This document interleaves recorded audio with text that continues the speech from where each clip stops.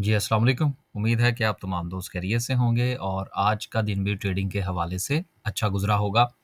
एक और अच्छा दिन 2000 पॉइंट्स 1867 पॉइंट्स जो हैं वो मार्केट ने ऐड किए। 2000 पॉइंट्स जो हैं वो हम इसको अज़्यूम कर सकते हैं। मार्केट में बढ़ोतरी का सफ़र जो है वो जारी है। एक ख़बर जो थी ख़ास तौर पर मॉनेटरी पॉलिसी के हवाले से 2-3 दिन पहले हमने इस ख़बर को शामिल कर लिया था कि जो एक्सपेक्टेशंस हैं वो तो 2% की हैं, लेकिन मार्केट के अंदर जो बहुत ज़्यादा स्पेकुलेशन हो रही थी, वो इस बात पर भी थी कि शायद को 5% के करीब जो है, वो शरह सूद में कमी हो जाए, यानी कि 500 बेसिस पॉइंट। परसेंट तो खैर नहीं कहना चाहिए, लेकिन चूँकि आसान ज़ुबान में और समझने के लिए हम इसको परसेंट के तौर पर ले लेते हैं, बेसिकली तो ये बेसिस पॉइंट्स ही होते हैं। तो 500 बेसिस पॉइंट्स की जो बातें हो रही थी, वो यकीनन एक स्पेकुलेशन थी। अब यहाँ पर 2-3 चीज़ें जो हैं वो समझना बहुत ज़रूरी हैं। बैंकिंग सेक्टर के हवाले से।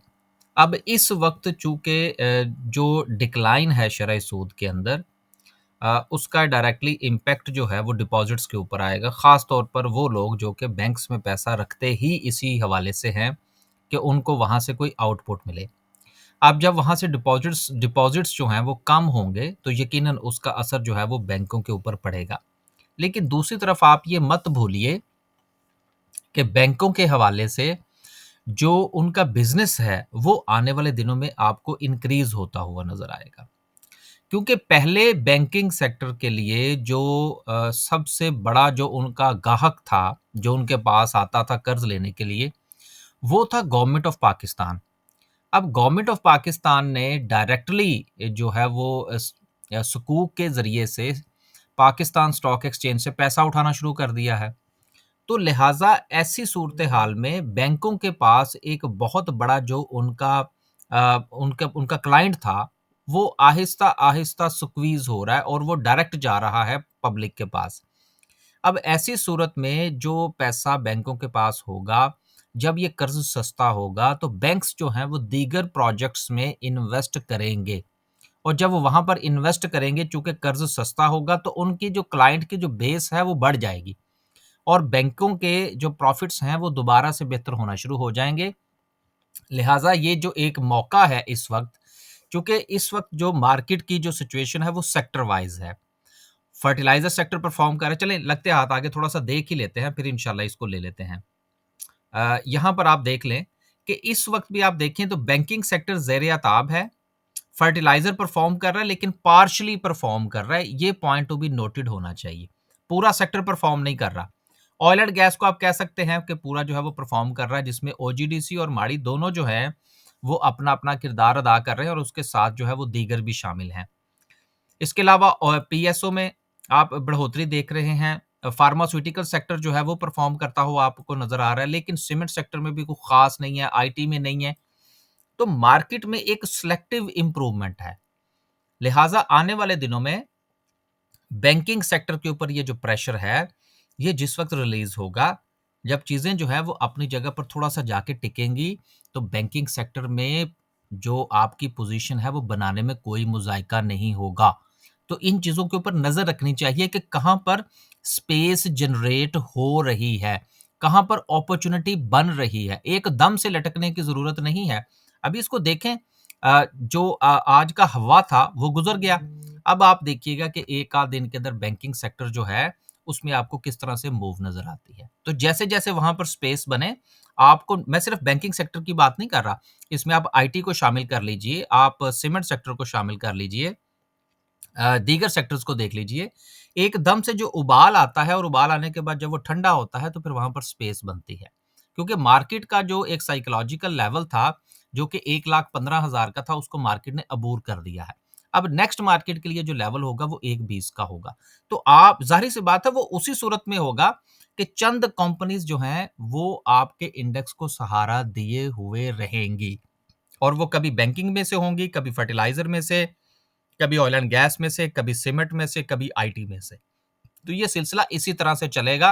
पूरा-पूरा सेक्टर आपको परफ़ॉर्म करता हुआ बहुत कम नज़र आएगा। आगे चलते हैं, कुछ और चीज़ें भी हैं इंशाल्लाह उनको डिस्कस करेंगे। माफ़ कीजिएगा जी। बात करते हैं सर्किट ब्रेकर की, तो माशाल्लाह से आज जो है वो 14 कंपनीज़ अपर कैप हैं, जिसमें हमारे हाथ जो अपर कैप में जो कंपनी आई है वो सिर्फ़ एक है, जो कि डीबीसीआई है। बाकी हमारे हाथ कोई अपर कैप में कंपनी नहीं आई। लेकिन चलें, अगर कोई 12 या 14 या 10 कंपनीज़ अगर अपर कैप होती है और उसमें से अगर कोई एक आपके हाथ भी आ जाए, तो दैट्स नॉट बैड, सूरत-ए-हाल ठीक है। इसके साथ अगर हम देखें तो लोअर कैप की सिचुएशन, तो लोअर कैप में कोई कंपनी नहीं है। हमारी सिचुएशन आज क्या रही? पेल हमारा ठीक चल गया। क्रेसेंट स्टील में पोजीशन अभी सो है, कुछ ज़्यादा आउटस्टैंडिंग नहीं है। टीआरजी हमारा ठीक चल गया, इससे ऊपर भी गया था। इसके साथ सिचुएशन देखें तो पाकिस्तान रिफाइनरी में पोजीशन ठीक रही। गेल माशाल्लाह ठीक रहा। इसके साथ स्विंग ट्रेड में अगर हम से पहले अगर हम हबको की बात करें तो हबको में पोजीशन ठीक रही। एसएलजीएल बड़ा अच्छा चल गया। एसएलजीएल में मेरा ख़्याल है हमने कुछ 4 से 5 बार मेरा ख़्याल है ट्रेड किया है और बड़ा ही अच्छा आउटपुट जो है वो हमें इसमें से मिला है। तो आज भी ये बड़ा ज़बरदस्त चला है। अभी इंशाल्लाह देखेंगे हबको को कीप कर रहे हैं, पाकिस्तान रिफाइनरी को कीप कर रहे हैं, एसएलजीएल को कीप कर रहे हैं, पेल को कीप कर रहे हैं। देखते हैं इंशाल्लाह कल क्या सिचुएशन बनती है। टॉमसिल स्विंग की कॉल थी, बड़ा अच्छा ठीक है सिचुएशन रही। डीबीसीआई कैप हो गया। टीपीएलसी जो था ये स्विंग की कॉल थी, ये ठीक रहा। जाविदान कारपोरेशन स्विंग की कॉल थी। तो इस तरह से ये सिलसिला जो था वो माशाल्लाह ठीक रहा। अगर आप भी हमारा ग्रुप जॉइन करना चाहते हैं, ये हमारा ट्रेनिंग सेशन है जी जनवरी के महीने में। इसमें 2 सेशंस हैं, 2 से मुराद 2 ट्रेनिंग सेशंस हैं। एक का नाम है बिगिनर प्लस इन्वेस्टर, इसके 3 सेशंस होंगे और एक है ओनली इन्वेस्टर, उसके 2 सेशन होंगे। तो अगर आप समझते हैं कि आपको स्टॉक मार्केट की बेसिक्स का पता है, तो फिर यकीनन आपको ये 3 वाला जो सेशन है इसमें नहीं आना चाहिए, सिर्फ़ इन्वेस्टर कोर्स जो है वो आपको ले लेना चाहिए ट्रेनिंग सेशन में। लेकिन अगर आप समझते हैं कि आपको बिगिनिंग भी का भी पता होना चाहिए कि स्टॉक मार्केट होती क्या है और इसकी बेसिक्स के हवाले से भी आपको कुछ इल्म होना चाहिए, तो फिर यकीनन आप बिगिनर प्लस इन्वेस्टर जो है, इसको जॉइन कर सकते हैं। इसकी जो लास्ट डेट है रजिस्ट्रेशन की, वो 31 दिसंबर है। इंशाल्लाह ये जनवरी के महीने में होगा, ऑनलाइन होगा, सैटरडे वाले दिन ये जो है वो हुआ करेगा और 3 सैटरडेज़ होगा अगर आप बिगिनर प्लस इन्वेस्टर को जॉइन करते हैं। इसके अलावा अगर आप स्टॉक मार्केट में अकाउंट ओपन करवाना चाहते हैं या हमारी कुछ सर्विस लेना चाहते हैं, अपना पोर्टफोलियो डिस्कस करना चाहते हैं या इसके अलावा आप हमारा ग्रुप जॉइन करना चाहते हैं, चाहे वो स्विंग ट्रेड का हो या डे के हवाले से हो, तो ये 2 नंबर्स आपके सामने हैं। इसके अलावा भी नंबर जो है वो आपको यूट्यूब के चैनल से मिल जाएगा। इसके अलावा वीडियो के थंबनेल से मिल जाएगा। स्विंग ट्रेड के हवाले से सिर्फ एक बात मैंने आपसे करनी थी, वो करते हैं, फिर हम आगे चलते हैं। देखिए, जो हमारा स्विंग ट्रेड है ना, इसमें अब ये देखें ये डीबीसीआई जो है वो कैप हुआ, तो ये किसी ने रिएक्शन भेजा हुआ है। तो मैं बेसिकली ये गुज़ारिश करना चाह रहा था कि जो हमारा स्विंग का ग्रुप है, स्विंग में जो कॉल्स हैं, ये मार्केट की क्लोजिंग के बाद दी जाती हैं, एक चीज़। ये कोई ज़रूरी नहीं है कि स्विंग ग्रुप के अंदर हम हर रोज़ जो है वो कॉल्स दें। ये डिपेंड करता है अकॉर्डिंग टू मार्केट सिचुएशन। अगर हमें कुछ समझ आएगी, तो हम आगे कॉल देंगे, अदरवाइज़ कॉल नहीं दी जाएगी। तो इस हवाले से भी थोड़ा-सा अंडरस्टैंडिंग रखें कि स्विंग ट्रेड जो है वो थोड़ा-सा लंबे अरसे के लिए होती है। हमारी कैलकुलेशन होती है 3 टू 6 वीक्स की, लेकिन अकॉर्डिंग टू मार्केट सिचुएशन मामलात ऊपर-नीचे होते रहते हैं। ये थी जी हमारी पब्लिसिटी। अब चलते हैं आगे। सेक्टर वाइज़ बात करते हैं। लास्ट वीडियो जो थी उसमें मेरा ख़्याल है कि ये जो हमारे ये जो नंबर्स की ये जो कैलकुलेशन होती है इसमें को थोड़ा-सा ऊपर-नीचे था। तो वो फिर हिस्सा तो जो था वो फिर बाद में मुझे जाके यूट्यूब के जो एडिटर्स है यूट्यूब का, उसमें से जाके इसको हज़फ करना पड़ा क्योंकि वो काफ़ी फ़र्क आ रहा था। अभी भी आई एम नॉट श्योर कि इसमें कोई चेंज आ जाए बाद में, तो अगर आ जाए तो प्लीज़ इग्नोर कीजिएगा। कमर्शियल बैंक्स की बात करें तो 336 पॉइंट्स लूज़ किए हैं। बाकी को बहुत बड़ा डिक्लाइन जो है वो किसी भी सूरत में, किसी भी बड़ी कंपनी में नज़र नहीं आ रहा और बैंकिंग में भी ये 336 पॉइंट्स जो हैं, ये कोई बहुत बड़े पॉइंट्स नहीं हैं। आप इस चीज़ को ज़रा थोड़ा-सा अंडरस्टैंड करें। 336 पॉइंट्स इतने बड़े लेवल पर जाके अगर हम देखें तो बहुत बड़े पॉइंट्स नहीं हैं, तो लिहाज़ा सूरत-ए-हाल बेहतर हो सकती है। जिन सेक्टर ने परफॉर्मेंस दिखाई उसमें ऑयल एंड गैस पहले नंबर पर है, फर्टिलाइज़र दूसरे नंबर पर और फिर उसके साथ दीगर सेक्टर्स जो हैं वो मार्केट में सहारा बनते हुए नज़र आए।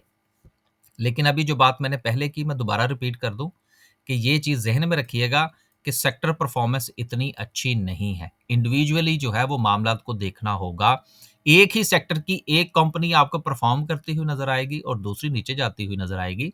हमारा भी स्टॉप लॉस हिट हुआ है, हमें भी पता है कि ये मामलात कैसे चल रहे हैं। तो बिल्कुल जो है वो अपने स्टॉप लॉस को स्टिक रखने की ज़रूरत है। उसके ऊपर कॉम्प्रोमाइज़ नहीं करना आपने। अगर आपने कॉम्प्रोमाइज़ किया तो हो सकता है आपकी ट्रेड अगले 2, 4, 8 दिन के लिए स्टक हो जाए, जिसके ऊपर नज़र रखना आपकी ज़िम्मेदारी है। आगे चलते हैं जी, कुछ खबरें हैं, उनको शामिल करते हैं। पहली खबर जो है वो टीपीएल के हवाले से है कि टीपीएल ने अपना पहला ऑफिस सेल्स ऑफिस जो है वो कराची में खोल दिया है और यही वजह है कि ये शेयर आपको कैपो कैप नज़र आ रहा है। जिनके पास है वो अपना फैसला कीजिए, हमारे पास अभी ये मौजूद नहीं है। हमारे पास वो दूसरा है टीपीएल कॉर्पोरेशन। ओजीडीसी की बात करें तो अगेन आपको याद है मैंने अभी लास्ट वीक भी चंद जो है वो खबरें में पड़ी थी, उसमें मैंने आपसे गुजारिश की थी कि आने वाले दिनों में आपको ये खबरों में जो है वो मुसलसल नज़र आएगा, क्योंकि इनको बहुत सारे ब्लॉक्स जो थे वो उनकी अलॉटमेंट हुई थी। हमने जो इसकी लास्ट ट्रेड ली थी वो 195 समथिंग पे ली थी और उसके बाद हमने इसके जो थे वो टारगेट सेट कर लिए थे। इसी तरह से माड़ी का हमने जो ट्रेड ली थी वो भी हमारी वही ट्रेड थी। अभी हमने इन दोनों के अंदर नई ट्रेड नहीं बनाई। बनाएँगे इंशाल्लाह, लेकिन वो पिछला प्रॉफ़िट तो हज़म कर लें पहले फिर आगे चलेंगे, ताकि सूरत-ए-हाल जो है वो अच्छी रहे। अगली खबर जो है वो पीआईबीटीएल के हवाले से है, जिसका हमने जो खबर पढ़ी थी वो ये थी कि मामलात जो है इसको आग लग गई थी और उसके बाद 2 दिन ये शेयर जो था ये अंडर प्रेशर रहा था। अब मामलात जो है वो नॉर्मलाइज़ हो गए हैं। जब इस किस्म की खबरें आई ना किसी चलते हुए शेयर के हवाले से जिसमें वॉल्यूम लग रहा हो, तो उसको वक़्ती तौर पर ब्रेक कंसीडर किया करें और उससे फ़ायदा उठाने की कोशिश किया करें, ताकि आने वाले दिनों में जब वो शेयर परफ़ॉर्म करे, तो आप उससे कुछ ना कुछ बेनिफिट ले सकें। अब अगली खबर जो है वो लॉटे केमिकल के हवाले से है। अब अगेन कि इन्होंने अपना जो प्लांट है उसकी सस्पेंशन जो है वो 22 दिसंबर तक इंक्रीज़ कर दी है। अब देखें इस किस्म की जो खबरें होती हैं ना, अब ये इनसे फ़ायदे अभी जो मैं बात कर रहा था पीआईबीटीएल के हवाले से। अभी आपने पिछले दिनों लॉटे केमिकल के अंदर एक बहुत अच्छी रैली देखी है। अब रैली आई, उसके बाद खबर आई, अब शेयर फिर नीचे। अब ये फिर जाके अपनी लेग लगाएगा और वहाँ से फिर खबर आ जाएगी कि इसकी जो प्रोडक्शन है वो रिज़्यूम हो गई है।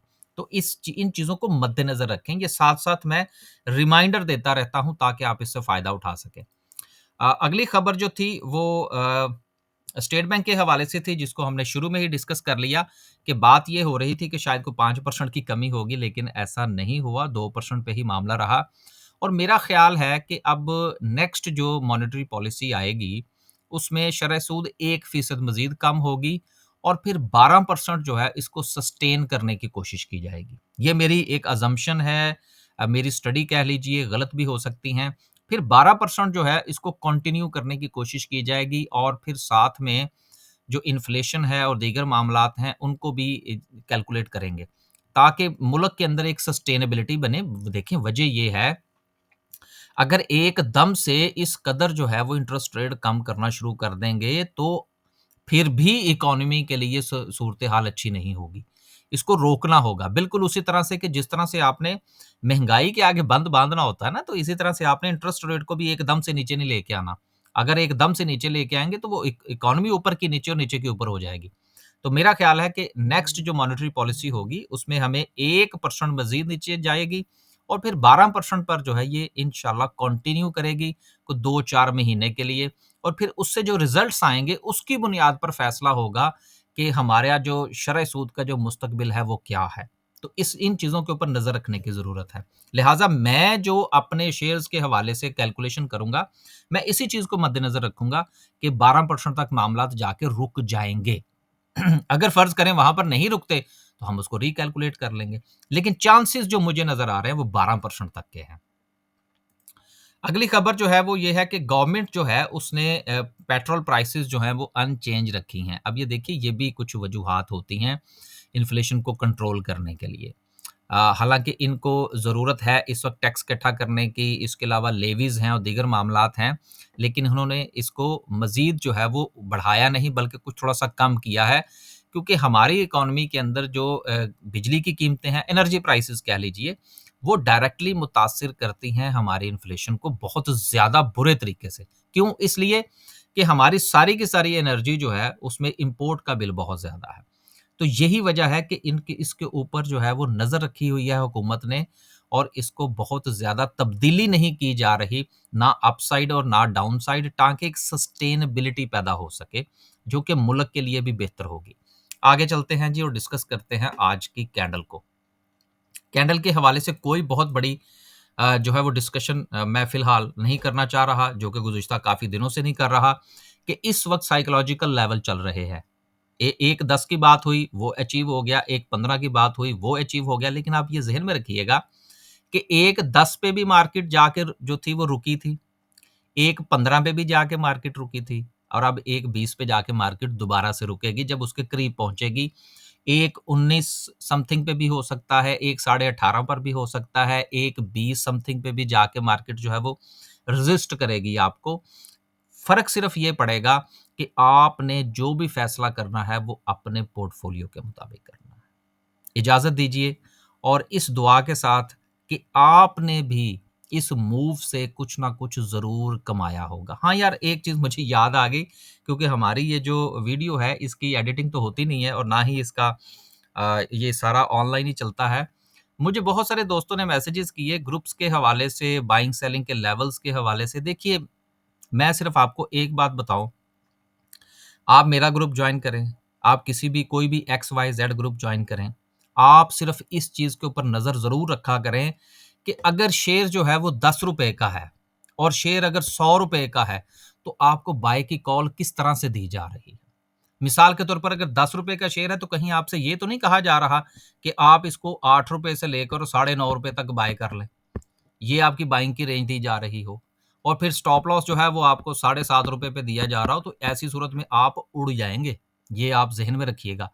या इसी एग्ज़ाम्पल को आप ₹100 के शेयर के साथ ले लीजिए कि मिसाल के तौर पर ₹120 का शेयर है, तो आपसे कहा जाए कि जी आप इसको ए 100 मिसाल के तौर पर ₹116 से लेकर और ₹122 तक आप इसको बाय करें, और आपका जो स्टॉप लॉस है वो ₹109 का होगा। सर, इस तरह की कॉल्स अगर आपको ग्रुप के अंदर आ रही हैं, तो ऐसे ग्रुप से परहेज़ करें। वो कोई भी एक्स वाई ग्रुप है, चाहे वो मेरा ही क्यों ना हो। सिंपल सी बात है, क्योंकि ये जो वक़्त है ना, ये इस तरह की ट्रेड्स लेने का नहीं है। इस तरह की ट्रेड्स लेने का जो वक़्त था, अब वो गुज़र चुका है। अगर इतनी लंबी-लंबी बाइंग की रेंज होंगी, इतने लंबे-लंबे स्टॉप लॉस होंगे, तो फिर आप जिस एक ट्रेड में आप उड़े, वो आपका आधा पोर्टफ़ोलियो उड़ा के रख देगी। तो ये थी वो आपकी जितनी भी क्वेरीज़ थी, उसमें मैंने अपने ग्रुप को भी रगड़ दिया और साथ में बाकियों को भी। अब ये आपने फ़ैसला करना है कि जिस ग्रुप के साथ आप मुंसलिक हैं, वहाँ पर बाय सेल की कॉल्स आपको किस तरह से मिल रही हैं। अगर इस तरह की लंबी-लंबी कॉल्स हैं, चाहे वो मेरी तरफ से ही क्यों ना मिलें, अवॉइड करें। अल्लाह हाफ़िज़।